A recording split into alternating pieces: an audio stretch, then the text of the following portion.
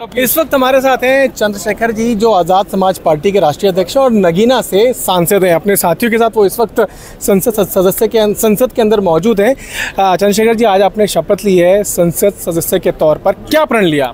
देखिए, मैंने पढ़ लिया है कि बहुजन महापुरुषों का सपना अधूरा है। इस देश में अभी भी समता, समानता, बंधुत्व, भाईचारा नहीं आया है। जाति धर्म के नाम पर अन्य अत्याचार होता है। अभी भी रोटी कपड़ा मकान की व्यवस्था सब लोगों के लिए नहीं हुई। आज भी हमारे लोग सड़कों पे सोते हैं, भूखे सोते हैं, बिना छत के सोते हैं, कोई पूछने वाला नहीं।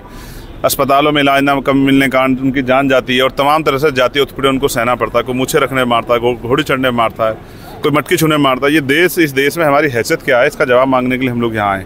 और जब भी पार्लियामेंट चलेगा, हम अपने लोगों के हितों के लिए बोलेंगे। हम पूछेंगे उनसे प्रमोशन रिजर्वेशन सरकार कब देगी। हम ये भी पूछेंगे बैकलॉग कब भरोगे, पुरानी पेंशन पे सरकार का क्या स्टैंड है। वो तमाम मुद्दे जो जरूरी है। इतने लंबे समय से इस देश की सफाई कर्मचारी करने वाला जो सफाई कर्मचारी वो सीवर में मर रहा है, उनके बारे में सोचना पड़ेगा कि वो सीवर से बाहर उसकी ज़िंदगी मैनुअल स्कंजी पर बड़ा काम हो और मशीनों का प्रयोग हो और लोगों को उनकी जो जान जा रही है उसको रोका जाए। तमाम तरह ठेकेदारी है, संविदा है, जिस तरह से जो है बैकलॉग नहीं भरा जा रहा, सब पे सवाल पूछेंगे। और हम इसलिए हैं कि लोगों की ज़िंदगी में खुशहाली ला सकें, उनके आंसू पूछ सकें। मैं गांव में रहता हूं सर, और जिस लोकसभा से मैं चुन गया वो इंटीरियल है सर। आप विश्वास करोगे कि खाने के लिए रोटी नहीं है, पहनने के लिए कपड़ा नहीं है, सर ढकने के लिए छत नहीं है। मेहनत मजदूरी करना पड़ता है, भट्टों में जाना पड़ता है, कोल्लू में जाना पड़ता है, ईंटें उठानी पड़ती है सर पे, शोषण होता है सर, कोई पूछने वाला नहीं।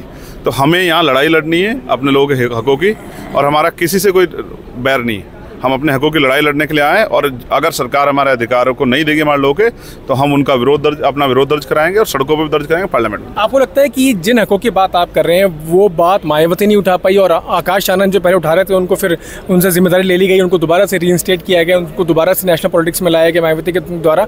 आपको लगता है कि आपकी जीत का ये असर है? देखिए, मैं सिर्फ इतना कहता हूँ, पार्लियामेंट में जो है आवाज़ उठाने के लिए हम लोग हैं, पार्लियामेंट में हम अपनी जिम्मेदारी अदा करेंगे। बाहर जो है वो उस पॉलिटिक्स को बाहर लीडर स्तर पर देखेंगे। एक आखिरी प्रश्न, नीट पर आपका क्या स्टैंड रहेगा पार्लियामेंट के अंदर भी? बिल्कुल स्पष्ट कह रहा हूँ, नीट का जो पेपर है, जो बच्चों में बहुत जो है नकारात्मकता आई है, नीट का पेपर जो है दोबारा होना चाहिए। और किसी पेपर में, पेपर एक राष्ट्रीय स्तर की समस्या होगी है, पेपर में जो लीक है पेपर का और घोटाले हो रहे हैं उसको बंद करना चाहिए।